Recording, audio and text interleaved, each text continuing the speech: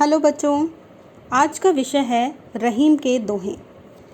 कक्षा 9 की पुस्तक है स्पर्श भाग 1, जिसमें से लिया गया है। रहीम का जन्म लाहौर में सन 1556 में हुआ। इनका पूरा नाम अब्दुल रहीम खान खाना था। रहीम अरबी, फ़ारसी, संस्कृत और हिंदी के अच्छे जानकार थे।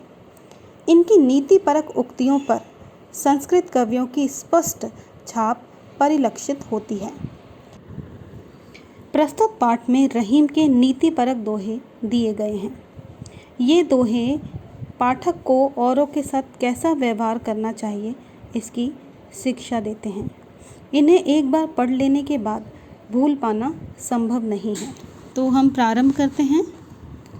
रहीमन धागा प्रेम का मत तोड़ो चटकाए, टूटे से फिर ना जुड़े, जुड़े गांठ परी जाए। अर्थात रहीम जी कहते हैं कि क्षणिक आवेश में आकर प्रेम रूपी नाजुक धागे को कभी नहीं तोड़ना चाहिए, क्योंकि एक बार अगर धागा टूट जाए तो पहले जैसा जुड़ता नहीं, और अगर जुड़ भी जाए तो उसमें गांठ पड़ जाती है। अगला दोहा है हमारा। रहीमन निज मन की व्यथा, मन में राखो गोए, सुनी इठ ले हैं लोग सब, बाँटी न ले है कोई। अर्थात रहीम जी कहते हैं कि अपने मन की पीड़ा या दर्द को दूसरों से छुपाकर ही रखना चाहिए, क्योंकि जब आपका दर्द किसी अन्य व्यक्ति को पता चलता है तो वे लोग उसका मजाक ही उड़ाते हैं। कोई आपके दर्द को बांट नहीं सकता, अर्थात कोई भी व्यक्ति आपके दर्द को कम नहीं कर सकता।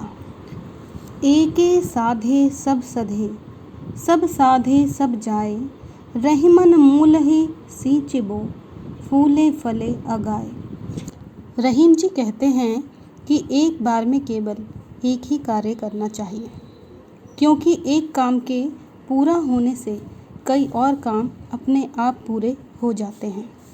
यदि एक ही साथ आप कई लक्ष्य को प्राप्त करने की कोशिश करेंगे तो कुछ भी हाथ नहीं आता, क्योंकि आप एक साथ बहुत कार्यों में अपना 100% नहीं दे सकते। रहीम जी कहते हैं कि यह वैसे ही है जैसे किसी पौधे में फूल और फल तभी आते हैं जब उस पौधे की जड़ में उसे तृप्त कर देने जितना पानी डाला जाता है। अर्थात जब पौधे में पर्याप्त पानी डाला जाएगा तभी पौधे में फल और फूल आएंगे। अगला दोहा है। चित्रकूट में रमी रहे, रहीमन अवध नरेश, जा पर विपदा परत है, सो आवत यह देश। रहीम जी कहते हैं कि जब राम को वनवास मिला था तो वे चित्रकूट में रहने गए थे। रहीम यह भी कहते हैं कि चित्रकूट बहुत घना व अंधेरा वन होने के कारण रहने लायक जगह नहीं थी, परंतु रहीम कहते हैं कि ऐसी जगह पर वही रहने जाता है जिस पर कोई भारी विपत्ति आती है। कहने का अभिप्राय यह है कि विपत्ति में व्यक्ति कोई भी कठिन से कठिन काम कर लेता है। दीरघ दोहा अर्थ के आखर थोरे आही, ज्यों रहीम नट कुंडली, सिमटी कूदी चढ़ी जाही। रहीम जी का कहना है कि उनके दोहों में भले ही कम अक्षर या शब्द हैं, परंतु उनके अर्थ बड़े ही गहरे और बहुत कुछ कह देने में समर्थ हैं।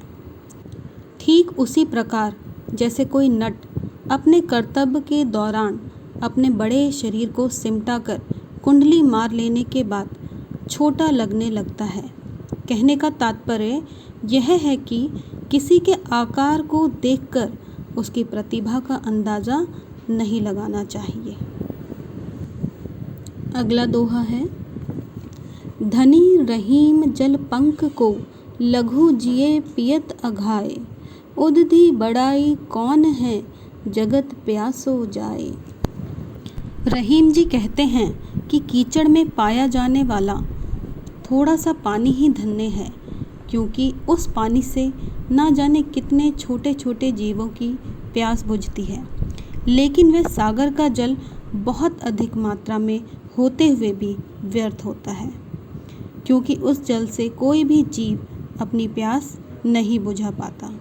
कहने का तात्पर्य यह है कि बड़ा होने का कोई अर्थ नहीं रह जाता यदि आप किसी की सहायता ना कर सको। आगे के दोहों को जानने के लिए मेरी अगली वीडियो को देखें।